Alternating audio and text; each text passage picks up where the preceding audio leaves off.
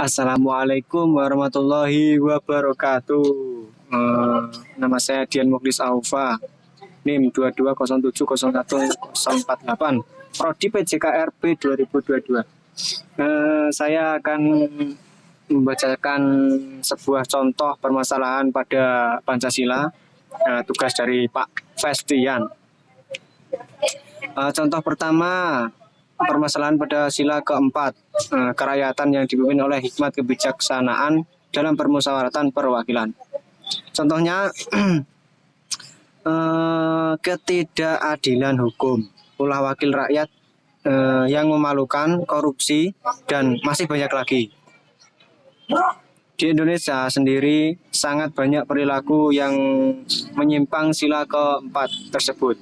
Menurut saya sekarang ini tidak ada keadilan hukum antara rakyat miskin dengan orang kaya atau orang yang memiliki kekuasaan.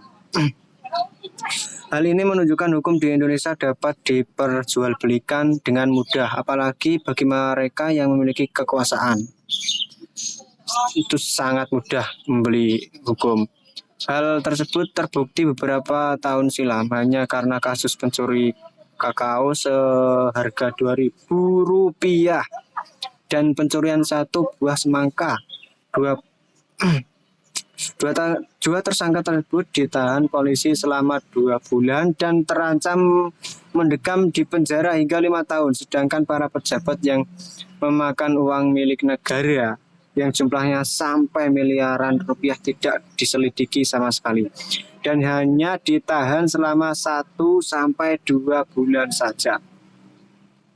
Hal ironis seperti ini kerap terjadi di Indonesia yang notabene adalah negara hukum, tetapi hukum yang berjalan sangatlah amburadul dan hal ini merupakan pelanggaran Pancasila.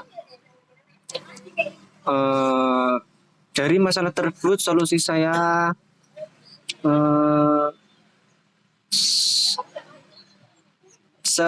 seharusnya pemerintah lebih tegas pada mafia hukum yang telah banyak mencuri hak-hak rakyat kecil, seperti Satgas segera melakukan langkah-langkah dan memberikan efek jera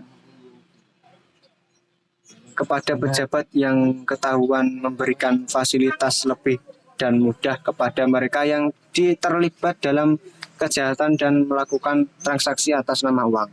Memberikan efek jera akan membuat mereka tidak ingin melakukan hal yang sama untuk kedua kalinya.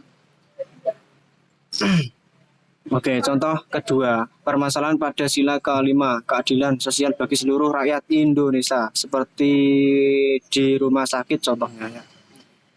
Diskriminasi di rumah sakit seringkali terjadi dan sangat mencolok perbedaan mereka memperlakukan antara pasien yang kurang mampu dengan pasien yang kaya. Biasanya mereka memperlakukan pasien yang kurang mampu dengan seenaknya dan tanpa rasa hormat, sedangkan pasien kaya diperlakukan dengan istimewa seperti raja. Selain di rumah sakit, dalam dunia pendidikan pun juga sering terjadi penyimpangan sila kelima tersebut, seperti banyaknya anak usia sekolah yang putus sekolah dan menjadi anak jalanan atau bekerja hanya karena biaya pendidikan yang tidak bisa dikatakan murah. Walaupun sekarang ini ada bantuan dari pemerintah seperti mengurangi bahkan membebaskan biaya sekolah, tetapi kenyataannya pembagian tersebut tidak merata di seluruh wilayah Indonesia dan lagi banyak yang dipotong atau bahkan diambil oleh pihak-pihak tersebut.